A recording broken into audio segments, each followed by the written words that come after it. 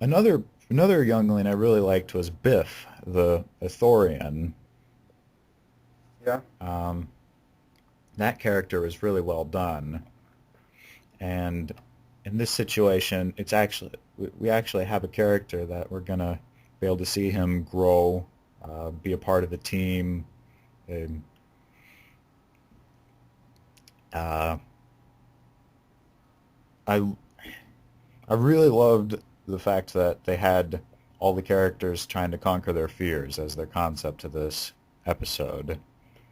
Um, both literal fears like we had with Biff or other personality problems they have. It's a simple, oftentimes repeated concept, but it always works if executed correctly. Yeah, and especially Goonji, like, Yeah. I think Yoda went be back like, in there and set up all these different tests for them, like putting up a bunch of pyrotechnics to get the Ithorians scared, because that thing looked like a mouth almost. it's like something you'd find in the Ghostbusters movies. Exactly. Um, it's that's one thing I was thinking of while we was watching the thing, is that these why couldn't there have just been one just sitting there that they had a still just Yeah, like, if it was something just sitting there, then, like, they could have just, like, picked up a crystal and then left. exactly. They have to go after their own But the crystal. only another reason I would think that is that Yoda kind of tricked them by saying that you can just go right through that ice. It wasn't really a big deal. I lied to you earlier. Yeah, like, when Petro, like, crashed through it, it reminded me of the Kool-Aid Yeah, guy. exactly, I exactly. could imagine, That so that was another thing I've been thinking the whole episode was like, well, they wouldn't just leave the younglings in there if the ice all froze over while they were still there, right? Like Ahsoka and Yoda have lightsabers; they can cut through it, but as it turned out, they can just shatter through it anyway. That'd been one thing I've been thinking about. Like, we've got this ticking clock concept, but really, would it be so bad if the ice froze over there? yeah, they could, like, easily break it with the I had thought Force. that too, but Plus, the guy had some exploding iPad what was it with that? thing with him. Like, That was that was one thing I was like, yeah, I could get my laptop to go do that if I wanted. imagine if they actually did equip that to, like, the Apple products. New Apple What if someone iPad. set their It will iPod to blow up like self-destruct on a button push? I guess that maybe since he's really good with electronics, he could figure out how to set it to overload. That was probably the best excuse for that. But that'd be something I was thinking of, like, they like sell that thing to kids. yeah. uh, anyway, What if he found it on accident and then uh-oh, boom. It was nice. It was nice to have Ahsoka as the person who brought them there, but I would, I don't know. yeah, I wasn't really sure why she was there. I guess it worked, but that was one thing I just sort of thought as, that she's like the youngest to like accomplish the many feats that she hmm, has. She's like the most advanced Padawan ever. hmm, interesting thought. Um, with in regards to Pe Petro or Petro, I think, yeah, Kind of a stereotypical little bit. name. I mean, like him leaving Katuni at first. I was like, well, thanks, man. But of course he came back. But it was sort of, I guess he really has some selfishness issues to conquer. This episode, it clearly shows that you don't have to be dark to have a good story.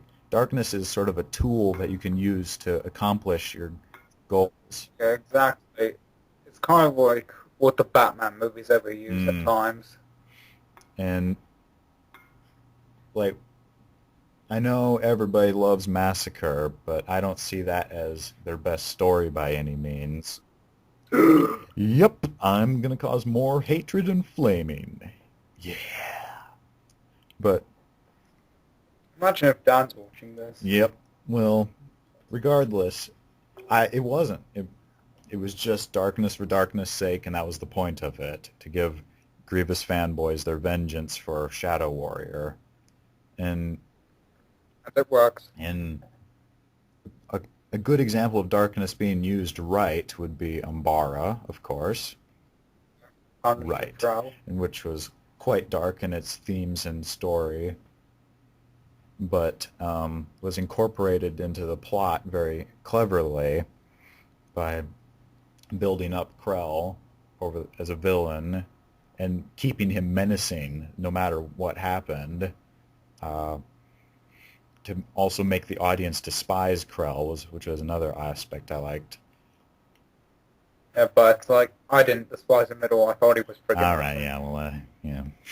I'm just talking about in the general intent of the writers rather than someone's personal disdain for clones. Who cares about clones? Anyway, Take another drink. so in this case, it was a breath of fresh air to have a light-hearted story that wasn't annoying and it was cleverly written, especially Yeah, after watching Onderon, which had some good moments to it, but the thing as a whole was one big mess. yeah, but this is a nice like breath of I fresh was air. I was getting so excited for this episode from seeing the clips and pictures about it. I was like, am I getting too excited? I should stop because what if I'm disappointed? And that was really what I was expecting actually when I was starting it up because um, I've never been this excited about a Clone Wars episode, and yet I enjoyed it like crazy. So um, I can't really say a whole lot more about it other than just how much I enjoyed it. Yeah, same here. It's a Okay, so we have I think we have made it to like the point where we can go over the overall rating. excellent. Yeah. It was a really good episode. Like, it had a really strong story. I liked the characters in it. Yeah, it can be really funny at times with Gunji. Yeah. So I would have to give it like an 8 out of 10. Um, I agree, man. It was a marvelous episode. I usually new characters in this show are hit or miss because oftentimes if they're really good, they'll be killed off, or if they're really bad, they'll be sticking around for a long time. But Yeah, that reminds. in this situation, I loved them, and I'm really hoping we don't get let down in the future. This episode, The Gathering, simple but effective. I give it a 4.5 out of 5. Okay, and that was our review on The Gathering. Hopefully the rest of the Young Jedi arc will be great. Thank you for joining us, everyone, and next time we should have Batil back. Yeah, hopefully. Also, next time we are not going to be having an episode. We are going to be skipping a week and returning with a two-part special. Yeah, with the other two episodes of the Young Jedi arc. So, may the Force be with you, everyone. Okay.